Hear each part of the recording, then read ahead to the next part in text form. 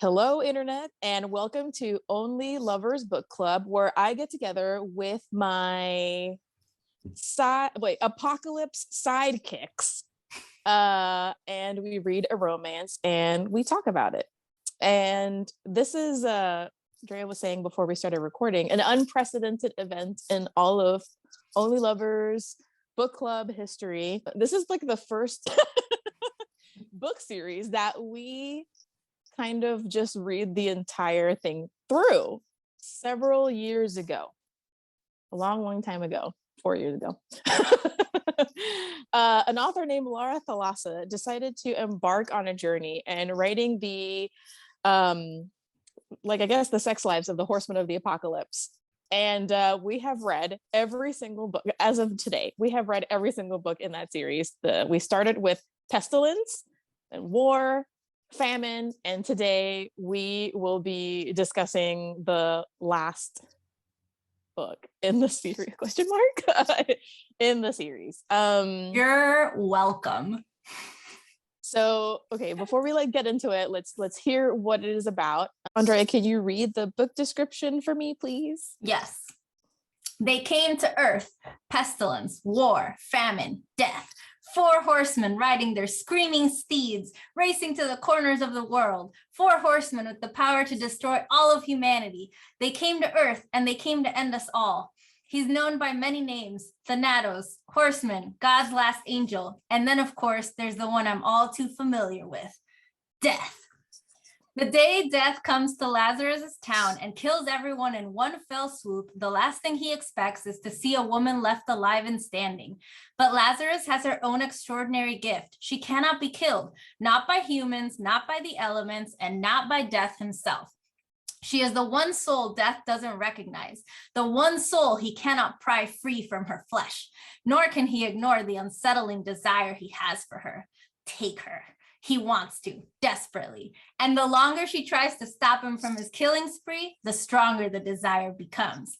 When Lazarus crosses paths with the 3 other horsemen, an unthinkable situation leads to a terrible deal: seduce Death, save the world. A hopeless task, made all the worse by the bad blood between her and Thanatos. But Death's attraction to her is undeniable, and try though she might, Lazarus cannot stay away from that ancient, beautiful being and his dark embrace. The end is here. Humankind is set to perish, and not even the horseman can stop Death from fulfilling his final task. Only Lazarus can. Sounds great. It does sound great. When you put it like that, it does sound great. This is the 4th time we're going to read this author bio. But yeah, Tashai, tell us about Laura. What's going on with her? For the 4th and final time, let's hear about Laura. Found in the forest when she was young, Laura Thalassa was raised by fairies, kidnapped by werewolves, and given over to vampires as repayment for a 100-year debt. She's been brought back to life twice, and with a single kiss, she woke her true love from eternal sleep. She now lives happily ever after with her undead prince in a castle in the woods, or something like that anyway. When not writing, Laura can be found scarfing down guacamole, hoarding chocolate for the apocalypse, or curled up on the couch with a good book. Reading this bio now makes a lot of sense with the tone she took for this last book. So our relationship with the Horseman, it goes way back. It goes way back to when I think it was Vaginal Fantasy days. And the second book came out and I was like, what if I picked the second one? And you were like, but I picked it anyways. And then the next year I picked the 3rd. Yeah. And now here we are with the 4th. Yeah, Andrea got to the 3rd book, Andrea was like, well, I can't not pick it. Cannot do the 4th one. Yeah, and Christina hates them, so it's hilarious if I pick it. Yeah. And so I'm wearing the earrings that Drea made for us, and on one of so it was supposed to be our favorite books that we've read together thus far. That year. Yeah. It was that year that was it this year? And then Pestilence. It was the first one we read, and honestly, I'm happy that this is the one that's on this set. Because every time we finish these books, I look back and I think, you know what? That wasn't that bad. Because every book tops itself with like, Dito, pobre Victor. okay, wait, before we get into it, right? So you have Yes. chosen these books for us to read over the years. And Yes. so I kind of want, I don't know if like you have any questions about this, but usually right at the top, I'm like, why did you choose this? And I already know. So I don't want to ask you that. I want to ask you, like, how has from the start of the series to like this point, like, how are your feelings towards the books? And, like looking back to like where we were and like where we are now in regards to like reading these books, which honestly for me, the change is very little. I mean, how do you feel about being like the fan of this series in this book club? Like, how do you feel as being the Horseman stan? Yeah, I mean, I feel like this series has aged exceedingly well. It's like a good wine. The more time passes, the more I look back on it and think, wow, this was a great series we read. I think, some people say they like enemies to lovers, but they don't know what enemies to lovers is. You can't say you truly like enemies to lovers trope if you're not reading about someone literally annihilating the entire world. I would say that back when we read Pestilence was pretty early into my journey into romance. Like, because in the beginning we were reading other people's picks, which was fine because I wouldn't have known what to pick. Like I had never read romance really until this book club, but it really helped solidify for me the kinds of romance I enjoy. It started with the Horseman and then it moved on to like bear people, and and I feel like those are more connected than you would think.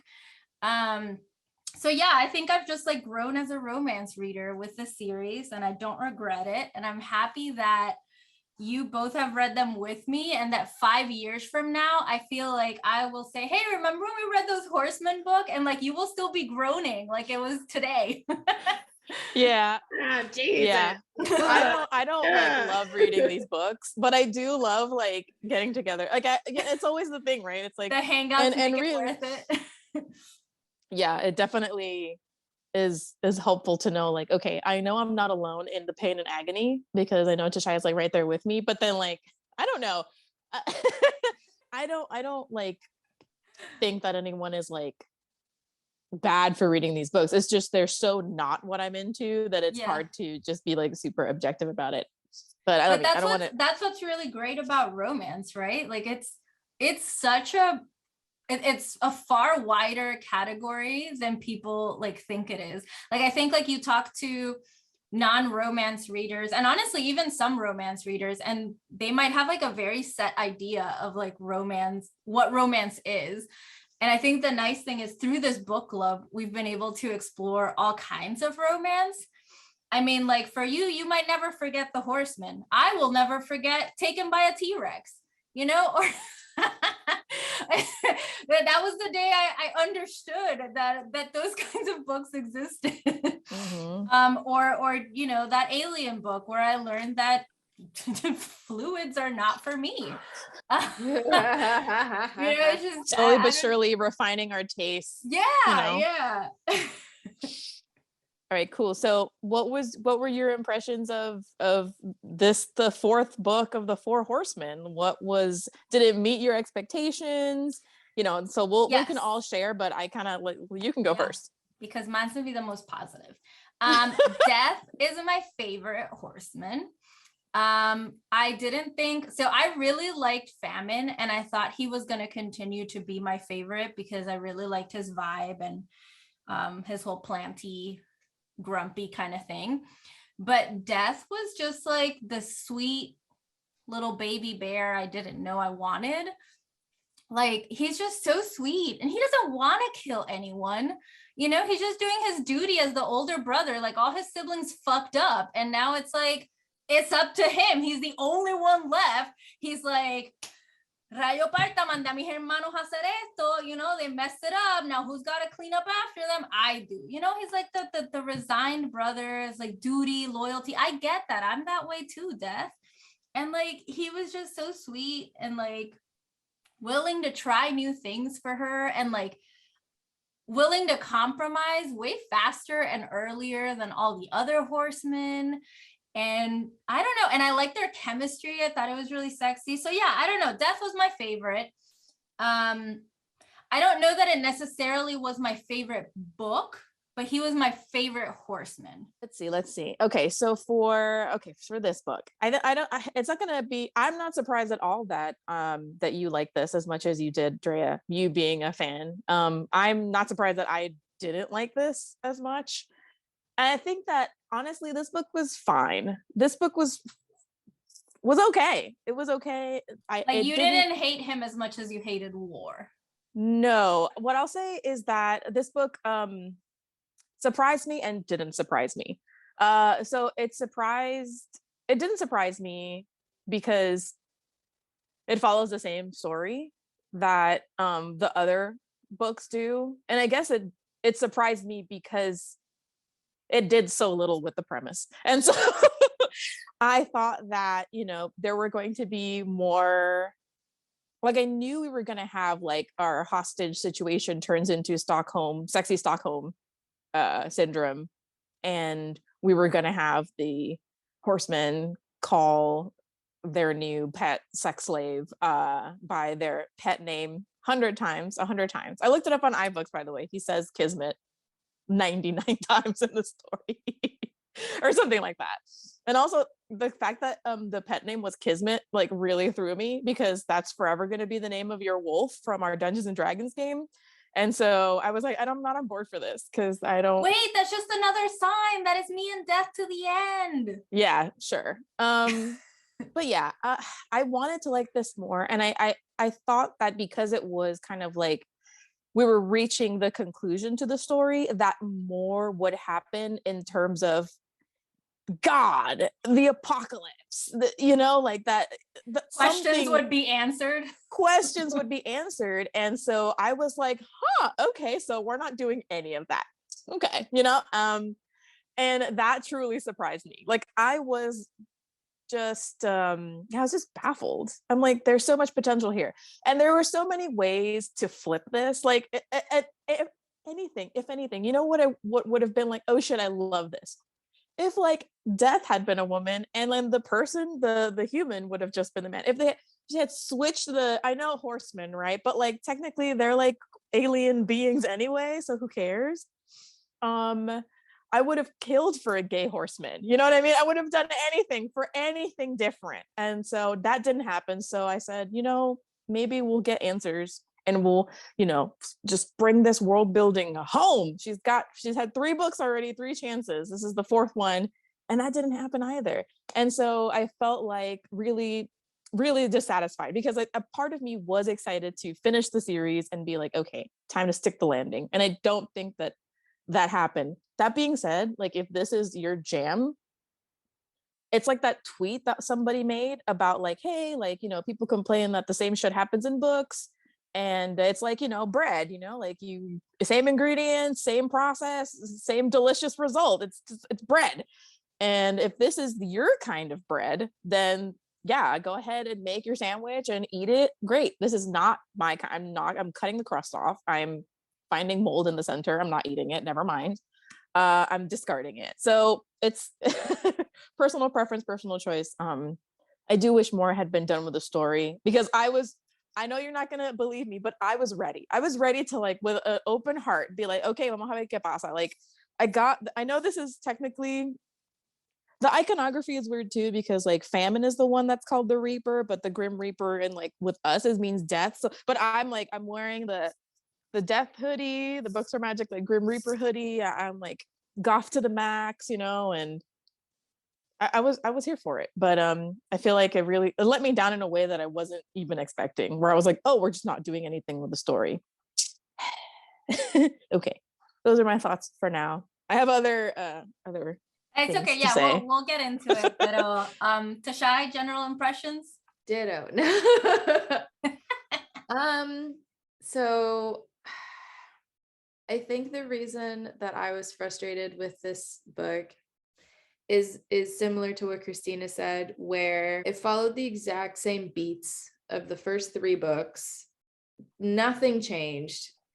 And I think the reason that upsets me more with this book than with the other three is because there's such a potential with the like aesthetics of this book. Like it's death, it's the last one, the main character can't die. Like, Oh my God, it could have been so kinky. Like there was so much just like epic possibility with this book, but then we didn't get even like the fight between the brothers. Like that's fine. I didn't hate it, but spoiler alert, then you undo it by bringing them back. You know, I like you have these characters who've done all these terrible things on Earth. They redeem themselves, and in redeeming themselves, they end up dying, but then you undo it.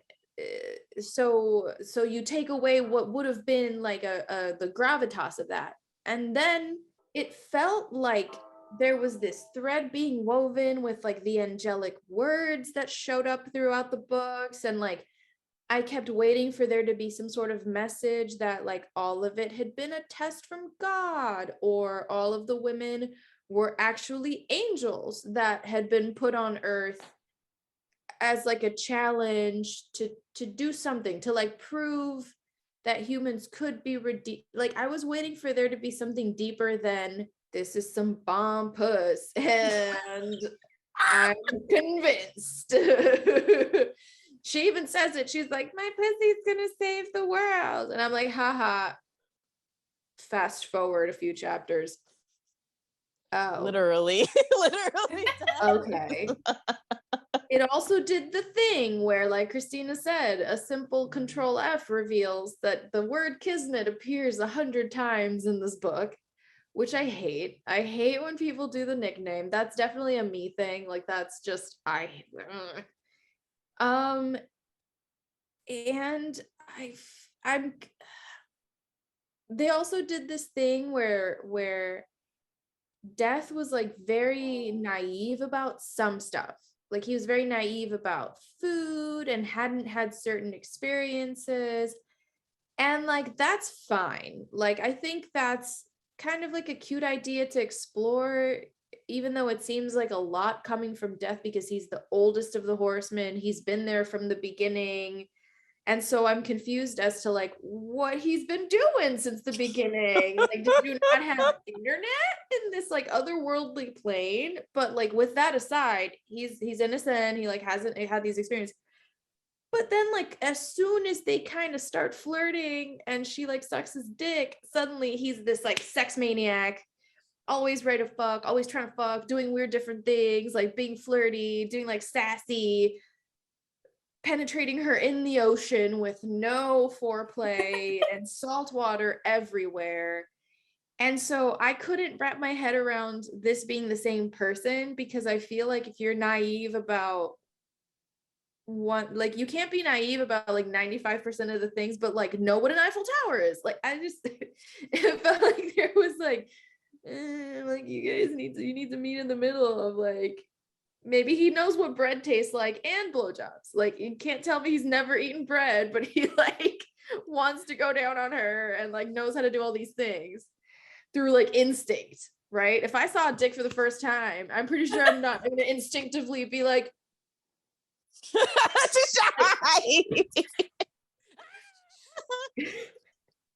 there's a learning curve. You need to I'm dead. I'm the horseman now. I'm death. I am death. You have radicalized me. I do agree to Shy. I am always the anti-fluid queen, but there was definitely not enough fluid in this book. Like this sex was just happening willy-nilly all the time. Yeah, se lo mete seco.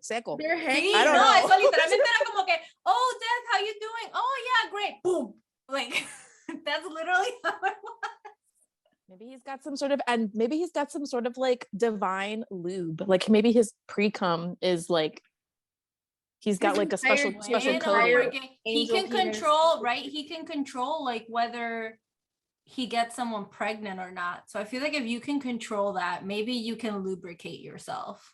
Yo no sé, but I was reading it every time they were like they were having like too much sex, because Too at much that sex. point I'm like, you're not Too much sex. I forgave it, but it's too much sex. I think it's funny how like, yeah, there's a lot of sex happening in this, and I also found it to be like the most boring. Like, I'm like, like I said, every time I read one of these, I'm like, okay, you know what? That shit about famine and the plants, I'm into that now. Like, See, I was like, okay, that's cool. Because with this one, like, I was super into him being able to, like, I didn't quite believe the mechanics of it, but the whole, like, I can make the bones come back and make him do things. Cool, dale. I don't gotta clean. I don't gotta cook. The bones will do it. Cool. But the, like, rules of the universe again don't make sense to me, because the soul's gone, but there's, like, residue enough that the bones know that they used to be a Michelin star chef. Like, I don't quite understand that. I was waiting for like a spooky ooky skeleton dance to happen. And also, even the mechanics of it, like, bones don't have like the ligaments necessary for specific motor function. Like, this is all because of muscle and nerves. So like, bones would be like chopping. I kept imagining them like the stop motion skeletons from like the older movie, like you know which one I'm talking about. Like, they're like, Yeah. I don't know if it was Jason and the Argonauts or one of those, but that's how I picture them all the time. So that's like my like specific things. I just wish that we could like storyboard with her, like sit down with her and really be like, hey, you have like several threads that could lead to like some really cool stuff. What do we want to do with this? And I don't think the answer should be another sex scene. You know what the thing is though? It's like a conversation with God. I know that like we're saying these things because even like I loving the books, like I agree with your criticisms. But here's the thing, like her books have such high ratings. Like this death one, it has over 13,000 reviews and it's like a 4.32. Like people love this. That's the people who like the Horseman bread. That's okay. Yes. And that's okay. I'm just saying that there were certain we could have storyboarded this, and I feel like we would have been happy, and the Horseman bread people would have also been happy.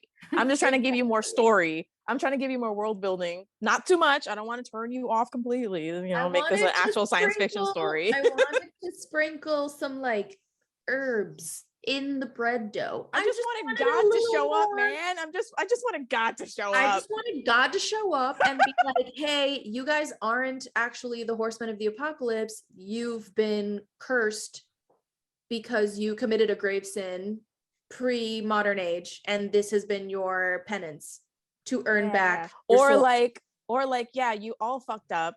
You all suck. I can't believe that I counted on you to do this one thing. So now I'm really gonna end it, and then it's like all of the families come together to like do something crazy, you know, and then we could have had a fifth book, you know, whatever. Algo así que fuese algo diferente, but that still carried the like weight of what this book was supposed to be. And I think I also just have a skewed opinion, because to me, when I think of the character of Death, I think of it as like the way Terry Pratchett wrote Death, which is like this very dry, intelligent, all-knowing, all-seeing being who has like a couple of quirks because he's been around humans, and so he really likes cats, and he's super into like really specific things like tea time. Like he thinks that's really cute, but he does it. But again, he's like Death, so he has no sympathy. He's just completing his task. So I see this as like trying to do something like that, but there weren't any quirks. It was just, I don't like anything human except your pussy. Like that was his opinion, was like, take it or leave it. And then she's like, I'm not going to tell you I love you unless you stop killing people. And he's like, maybe I will. I have a duty though. Never mind. I'm going to kill them and we're still going to have sex. No, I'm not going to do it until you stop killing people. Maybe I'll stop killing people. But my rep, I can't piss people. I can't have people like thinking that I can't do a good job, even though I'm literally the only horseman left and I'm the only one doing a self-evaluation. I cannot self-evaluate myself properly if I don't kill all these humans because I'm a perfectionist. Oof. Anyway, I think that our stances are clear, but if this is your thing, then that's fine. There was like a handful of things that I thought were kind of funny, but it just wasn't enough to redeem it. But I did like that Famine was still like, fuck you. Oh my God. So that's going to factor a lot into my Horseman ranking because talk about a breath of fresh air. I was like, when I was reading Famine, I could not wait to get rid of him. And then Famine shows up in this book and I'm like, thank fucking God, because I'm sick to death of death. I'm like, this motherfucker is boring as shit. This sex is off the charts stupid.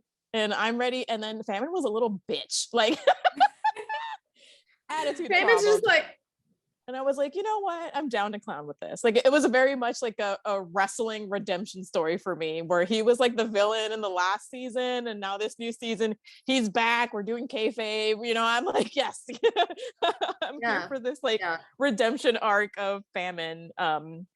Pestilence and War, they mean nothing to me now. But Matt shows up and he's like this soft boy. Yeah, I don't know. Get out of here. Okay, so my first question is the same question I ask every single time, but I cannot stop asking it. And so every time I ask you if you would have slept with the Horseman, and I feel like I know what your answers are by now, right? Because every book, Tashai says, yes, I would sleep with him to stay alive. And then Chris says, like, no, I'd rather kill myself 1,000 times than sleep with him.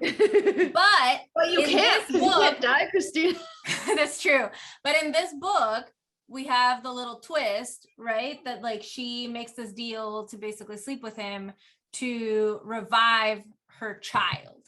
So would your answer change? Would you sleep with the Horseman if it meant your child not dying? You wouldn't do it for the world. I get that. But would you do it for your child, or would your answer still be the same? Tashai can go first. I would have already slept with him to save my ass. I guess, sure. Okay, first of all, I probably wouldn't have saved that baby. Sorry. Like, oh shit, there's something crying over there. Got it. So you would not have saved the baby, but you would have proceeded as normal, like slept with death, forget this whole trying to kill him, just join forces. He can't die and I can't die. So I would have just been, I also thought it was so dumb that she's like, I feel so guilty. Oh no, what if he gets attacked when we're on the road? Literalmente no le va a pasar nada. Yeah, that was a little bit anticlimactic. I don't know. It was so dramatic. Here's the thing.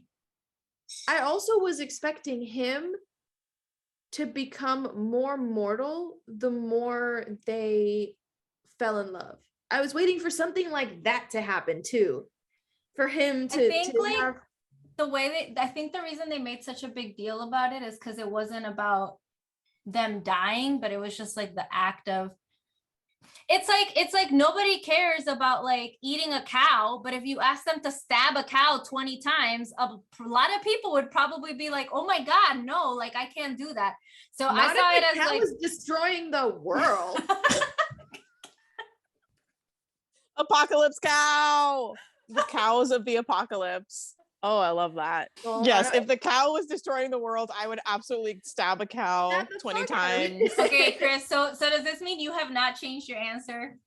So the question is, what if the life of my child depended on it, or if my child had passed away and I could get them back, I would sleep if I slept with death. Yes. No. I would be like, done is done. You're clearly a villain and I want to feel superior in any way. And so my pride will just not allow it. I could not.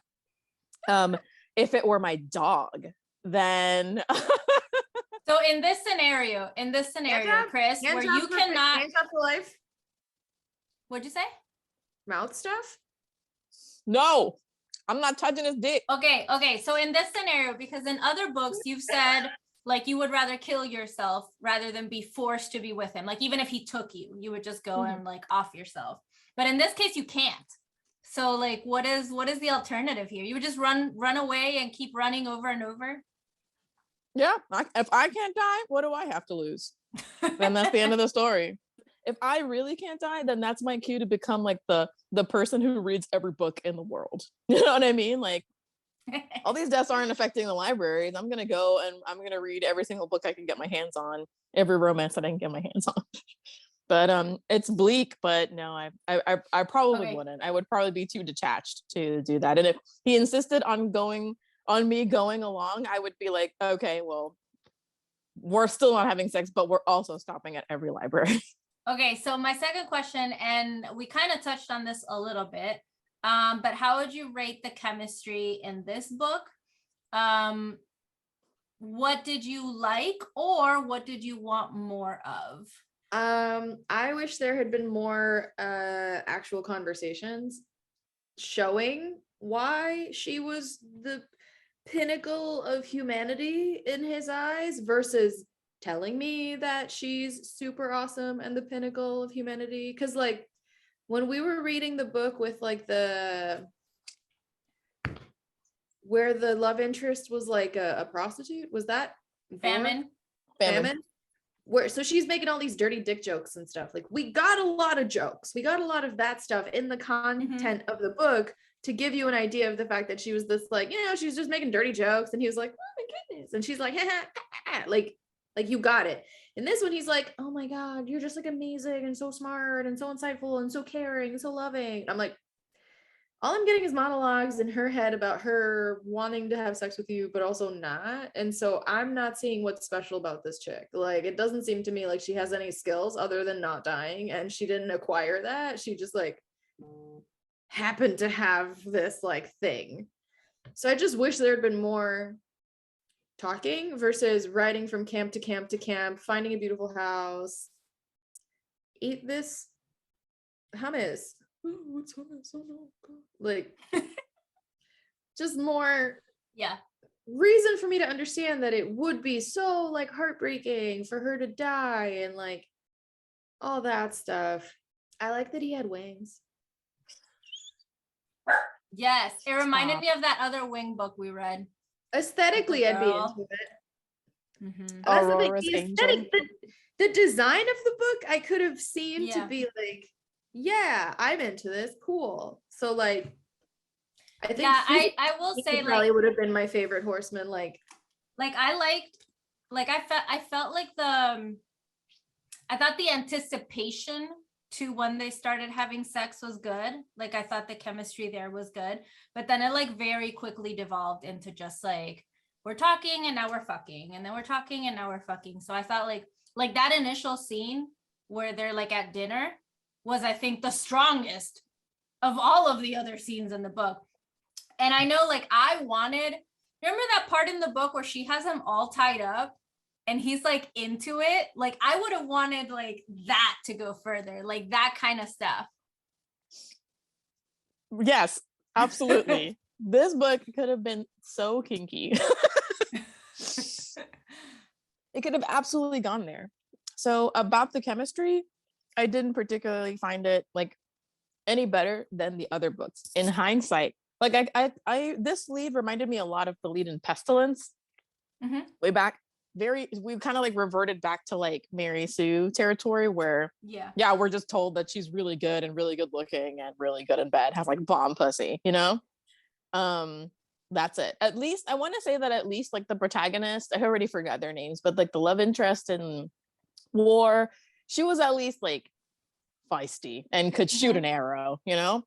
And with Famine, she was like a sex worker and she had jokes. She had those jokes. And I have to give that credit where in the hindsight. I mean, it's like fucking scraping the bottom of the barrel, but at least there's that. And she had tricks. Yeah, they had, you know, she didn't really, I don't know if she stuck her finger up his ass. I remember that. And I was like, hell yeah, you fucking get it. It's like, I don't have a gag reflex. I'm saving the world. Make him Simprio, you know, have that little bitch boy cry, you know, that's fine. But yeah, this book I left a lot to be desired.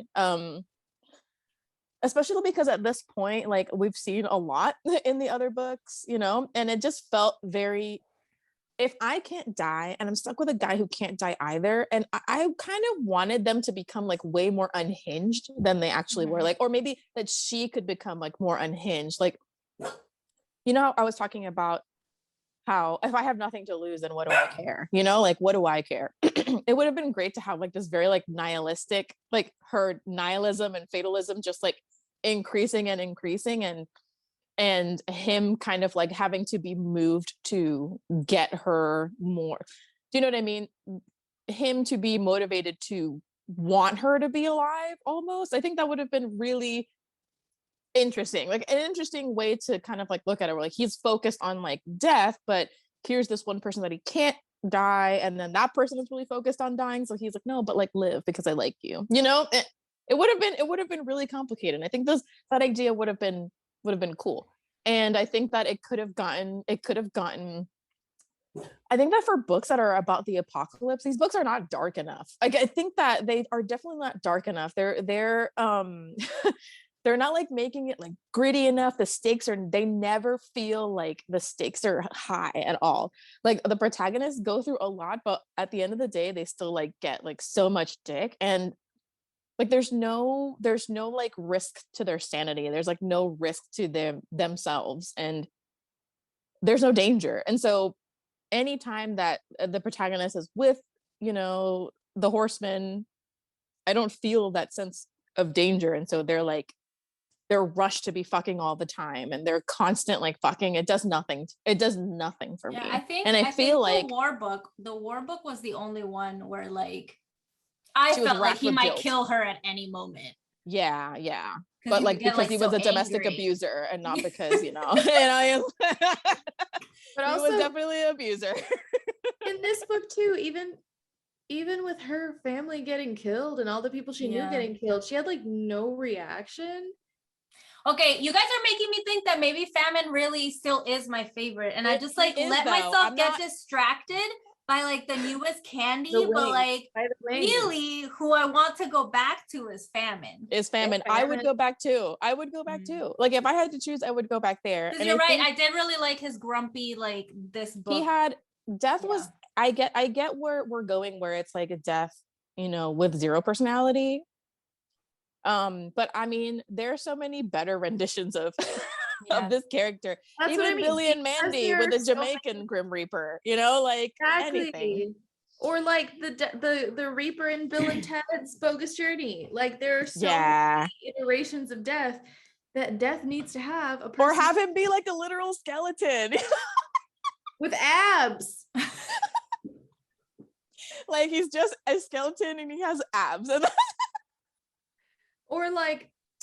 or he knows everything about people. Yeah. He's experienced everything, and she's trying to show him things that he's never experienced before, and he's like seen it. Yeah, I've seen it. Or like kind of like a murder. I know you haven't read the series to Shy, but like Murderbot Chris, where it's like he's there because it's his job, but like he just wants to like go watch soap operas because that's the only thing worthwhile to humanity. You know what I mean? Like something. Well, no, wait, okay. So my third question is, this book, even though I feel like it does follow the same formula, I do think this book tries to incorporate more twists into the plot. You know, we have the fact that she can't die, the fact that there's the kid, the fact that like the other horsemen are there too. And so did those twists work for you or did they not? And like, what questions did you still have unanswered at the end? And maybe just pick like one or two, because otherwise it would be too long. I'll go first because Chris is chewing. Why can't she die? Why can't she die? What is the point of her not dying other than like, God secretly wants Death to like not do his job, even though it's part of his job description. My biggest one that I just like I never understood in any of the books is like, it's like God wanted them to fail. So it's like, why did the humans have to die in order for the horsemen to learn their lesson? Who is learning the lesson? The horsemen only exist to bring about the apocalypse. They didn't exist before this. What lesson are they supposed to learn? And all the people who are shitty are dying. So what lesson are they learning? The only characters who exist in this book are like that God already. is a psychopath. That's a piece of shit. God is That's a like, fucking you know piece of what would be shit. funny? You know what would be funny to make these horsemen and send them to kill and then kill a bunch of people and then have them love sex and stop. This is Let's the do song that. en este mundo, if God had a name, Yeah. if he an asshole, he has no reason. No, she, porque they said it was a woman She in this has book. no reason for anything she does. She's just bored as fuck. Yeah, there were too many questions, and there were too many unanswered questions for me to. Okay, so the twist. Did you like the twist? Did you think they added nothing? I needed more horsemen. I needed more famine. I think the kid was there for too little a time for me to care that the kid was there. And she only had him for like 6 months, and then she's like, I would die for this kid. I'm like, yeah, okay. You can. I mean, that's kind of how I felt about my dog after like 6 months. So I don't know. I could see it. I could see that. Yeah, part. but he's a dog. It's different. It's clearly you chose different. him. It's different. My dog's annoying as shit, and I clean his pee. He's peed on me more than anyone else or anything else has ever peed on me in my life. And I'm like, oh, I'd take a car for you. Yeah, I don't know. Okay. I mean, I had that question before. Like once we started talking, I was like, "This is gonna be a bad question because everyone has like." No, it's not a bad question, but I do think that it would take too long to answer. Yeah, yes. I do think that that's literally the entire point. Like, there's no real closure. Yeah. So I know that you guys haven't read like any of the Ice Planet Barbarian books or whatever, but I've read a couple of them based on like how like often they would show up on my feed, like before, book talk or whatever. I considered like Ice Planet Barbarians like for one of our book club reads, and I was like, I don't know if Drea would like this, so I like discarded it. But it follows very much the same kind of like it follows the same formula in each book, not the same. Vera sticks very closely to it, but over time there is a gradual sense of like this place being real and the rules being very clear. They're like an ice planet, and then there's like the other people that live in a different place, whatever. It's under the same kind of like cinematic universe. And I think that by the time the twist happens, I just didn't care. Too many questions hadn't been answered. I'm looking at how much I've got left in the book, and I'm like, I don't know if I have enough. I don't know if I've been given enough to care at this point, because I know there's not going to be enough time to resolve every single thing that was set up originally, And if you're just coming into this book, if this is like your first Horseman of the Apocalypse book, it still kind of explains, like, oh yeah, all my other brothers failed, but like there's clearly stuff set up. This is the final Horseman, so like you're expecting like a showdown, you're expecting, like answers, you're expecting like anything. Mm-hmm. And I think that when it happens, I just didn't care. I didn't care. I had way too many questions about other things that were more pressing and more interesting than, what was currently happening. And I don't think it's a bad question. I think it's a good question to kind of, if as someone who like likes to read books and in series, what is it that I'm looking for when it comes to closure? Even if it's a series like this, like how can, the author fulfill on their promise in a sense of like, they set this up and how is it going to be executed? And, if you're not going to follow through on your own premise, then, you can't expect me to kind of like be on board either, at least because I'm not there for the romance. I'm there for everything else. Like, it's weird because like we're reading this as a romance. It is a romance, but the romance part isn't what's attractive to me. Like, I feel like we switched roles here, me and Andrea, but like, but if the rest of the story is just not jiving, then I'm not interested, Okay, so we have 2 questions left. Question 4. What is your final Horseman rank? I'll go first. Mine it was going to be Death, Famine, but now it's going to be famine, death. You have reminded me. Okay, so famine as my top, then death, then war, and then pestilence. That's my rank. Okay, I'm ready. Unless to shine, do you want to go or do you need more time? I'm gonna be really honest. I barely remember the personality traits of Pestilence. What was his deal? Pestilence was just. He was like the sweet virgin boy. And Yeah. like when he's the one who like had his first orgasm and like cried out in angelic. That was the best scene. The best scene in all the books, I swear. Best scene. Sweet virgin boy, warlord, plant diva, and then death. Yes. Okay. O sea, en orden. Okay. From book 1 to book 4 in that same order. No. So then it would be. Oh, I thought you were saying your ranking. No, I think she was getting her Horseman straight. Gotcha. My ranking would be famine, pestilence, death, war. Me too. Mine too. Famine, pestilence, death, because my reasoning is, I'll take famine and war had very distinct personalities, but I'm not going to put an abuser at the top of the list. So, they're all fucking murderers, but like, if we're going to do like everybody else did in this fucking rating system and just ignore the mass murder, then whatever, personality wise, personality wise, yeah, it's definitely going to be famine. Not that I'd like hang out. I not that I'd be down. Like the ranking for me is just like, honestly, just any substance will do at this point. Famine for his little bitchy ass attitude, because like whatever, little diva for sure. And I think maybe even like the best like sex in the books, divine sex. And then after that, pestilence, because up until right now, pestilence has been like my favorite horseman. Yeah, because he was nice. He's just nice. He's just nice guy. He's like, hey kids, nice to see you again. How's everyone? Yeah. He's like un abuelito by the time. Yeah, it's too much. It was adorable. I love that Famine's like, hurry up, Grandpa. Yeah, and he had changed his name. He's like, my name's Victor. I'm Victor now. And yeah, so after that comes death by default.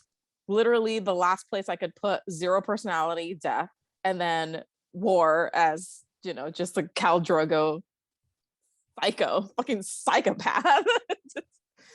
And so he's last on the ranking. So last question.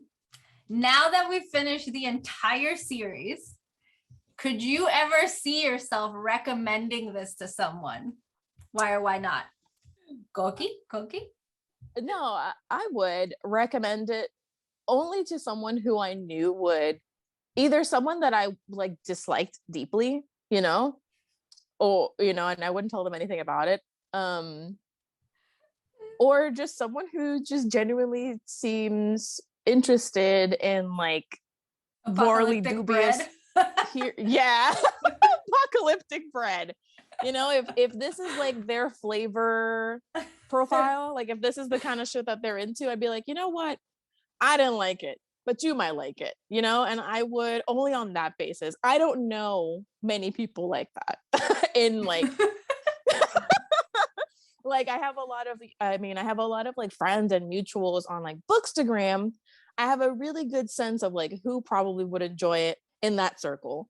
But like in my physical personal circle of friends, I don't have a lot of people like that would enjoy a book like that. I have one, and that person's you, Andrea, and you've already read them. So for me, check them off. But that's how I would recommend. I don't think they're garbage. I just truly think they're garbage for me. Like this is not the kind of story I'm down with. And I don't like repetitive things, even though I do love reading romance. But don't set up a good premise and then let me down over and over and over and over again. I think I would recommend this to someone if they were like, my favorite romance book has been 50 Shades of Grey. I'd be like, here's a book series that you'll enjoy. Start with war, and that'll keep you in the same like Oh, space. I guess if I was going to introduce someone to the Horseman series, I would actually start with Famine. Because if you don't have like that, if you don't have the background, I think that Famine on its own, it can be a fun story. I'm just trying to compare, like, you like badly portrayed BDSM relationships. Here is an abusive Yeah, I think War is sex it. warlord. Read that, see if you Yeah. like it, and then if you do, read the rest of them, because this is like a super fantasy apocalyptic tale that could scratch the same itch in a different like font. Like try it out and see. Because Yeah. here's the thing. There are people out there who love 50 Shades of Grey. There are people out there who were super into the fucking 50 Shades of Alice in Wonderland. Like para los gustos los colores, there's always someone out there who's gonna like a thing that is the yuck to my yum. So if I find someone who is like, I'm super into this, I'd be like, léelo. A mí no me rascó. Like I didn't get as much from it as I wish I had gotten out from it. But I appreciate there's some people out there who think that this is super funny, like such an interesting premise. Oh my God. Like hot skymen who like are obsessed with this one woman who's like your every woman, and like women can change men and we'll change them and save the world. That's fair. Yeah. If you think you can change a damaged man. If you have ever written a fan letter to a serial killer, then these might be the books for you.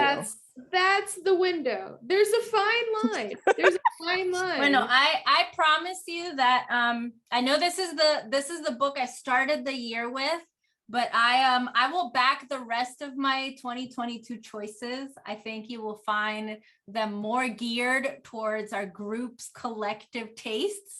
I just had to finish this series out, you know, and we did it, and I'm happy we did it. I am happy to have taken this journey with you.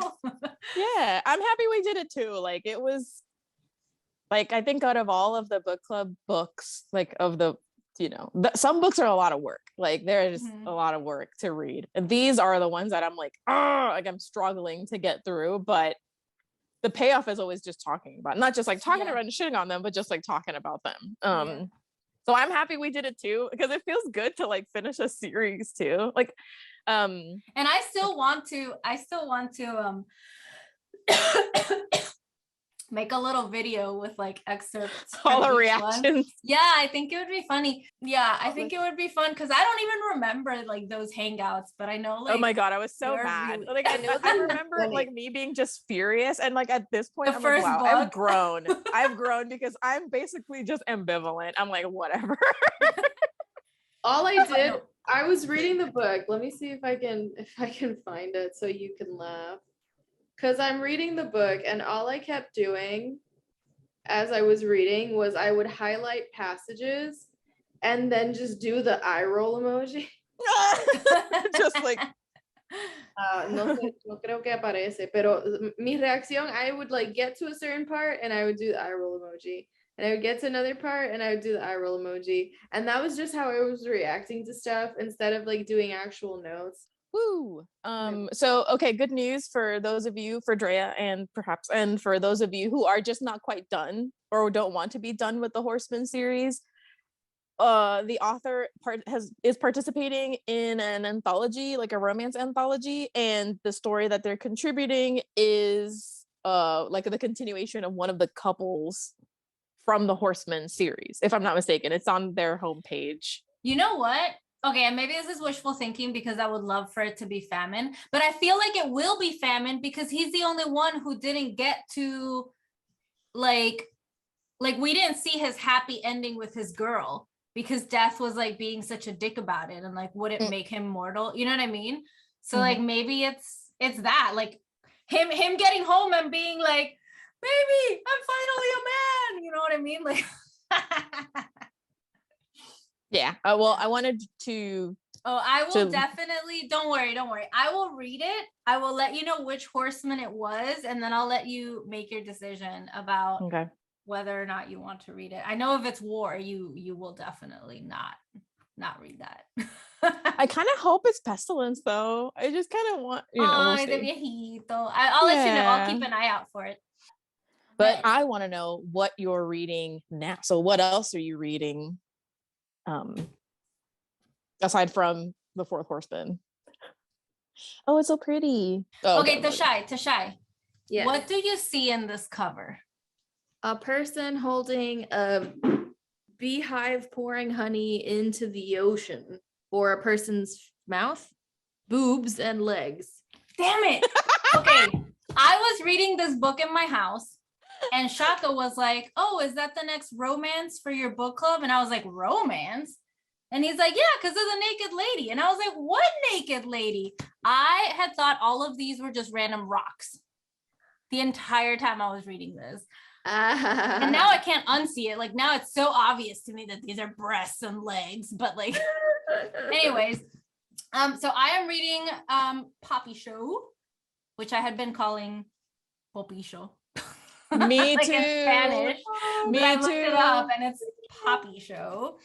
And it's by Leonie Ross, which I had also been saying wrong because I've been saying Leon. It's really, really good. I think it's going to be one of my favorite books this year because it's like, it involves, I love stories where like everyone is born with some random piece of magic, like those kinds of worlds. And this is set in some kind of like Caribbean feeling island. The author was born in England, but she grew up in Jamaica, which I can definitely see in this book. It feels Jamaica-y mixed with like something else. But it's really good and it's really weird. Like the part where I'm at, everyone's vaginas just fell out of their bodies. Like just ploop fell down and everybody's like panicking because they're like, should I put this in the fridge? Like, should I try to put it back? Like, what is happening? Anyway, yeah, what would you do if your vagina fell out of your body?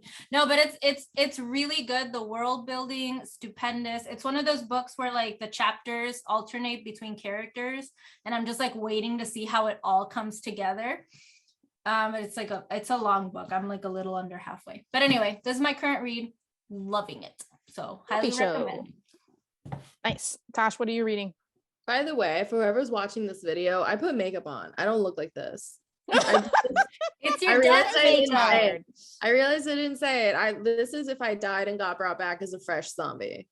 Yes. I mean, I am tired and there are circles, but not quite like this. All right. I'm reading No Filter and Other Lies. Oh, which is my book club pick. It's not for another 2 months. Why must you always win? I requested it in the library and it showed up. So I was like, okay, déjame leerlo. Fair. I also downloaded The Good Girl so that I could read it when I'm trying to go to sleep. Like my nighttime read. And then my growth read is I'm starting the second chapter of When Panic Attacks, which is called Are You Anxious or Depressed? Both. All the time. Let's see. I am liking this book though. The first chapter helped me stop myself from having an anxiety attack when I was very high the other night. So I'm already getting a lot out of it. And Chris, Nice. What are you reading? I am reading a couple of things, but the one I'm like really sucked into right now is it's on my phone, so I can't like pop it open, but it is a nonfiction, Girls Can Kiss Now. It's a kind of like a pop culture analysis of the visibility of queer lesbian women on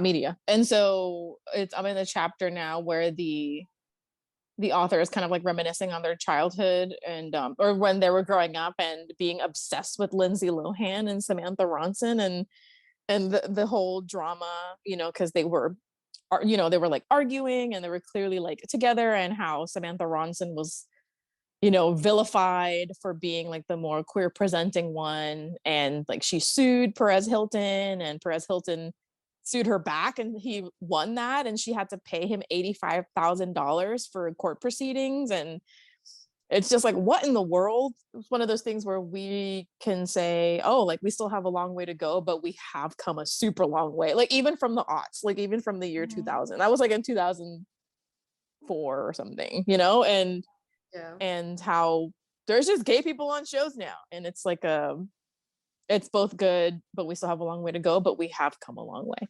So I don't remember the author. I don't remember. I just saw it. I thought the cover was nice and it was available at the library. So I like it. Girls can kiss now. Nice. Yeah. So that is it for our hangout. Thank you so much for watching / listening. Don't forget that you can pre-order Andrea's book, Ibelis Explains It All. I'll include the link in the description box, but you can just type in Andrea Beatriz Arango, Ibelis Explains It All, middle grade novel in verse, very anticipated release. And it should be the first thing. That's what people are gonna say about me, like, watch it. It's that she's a children's book author, but she's out there obsessed with the Horseman of the Apocalypse. Hey, every person, multifaceted person, you can have a firm grasp on, you know, middle grade, you know, mental health priorities and wanting to get railed by horsemen. It's like, you know, we're a microcosm. We contain multitudes, and that's just your specific multitude. That's okay, and that's why I love you. Okay, so until next time when we get together for I don't know, a more mature kind of experience, seasoned love. Yeah, more seasoned kind of love, and our first ever graphic novel pick. Yes. I've been wanting to do it for a long time, so we'll catch you in the next one. Bye. Thank you for hanging out with us.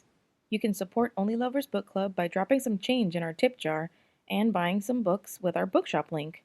You can find us on Instagram at Only Lovers Book Club, and from there, find our individual accounts and projects. Feel free to favorite or rate us if that's an option for you, but always make sure to like and subscribe and turn on your notifications so you never miss an episode.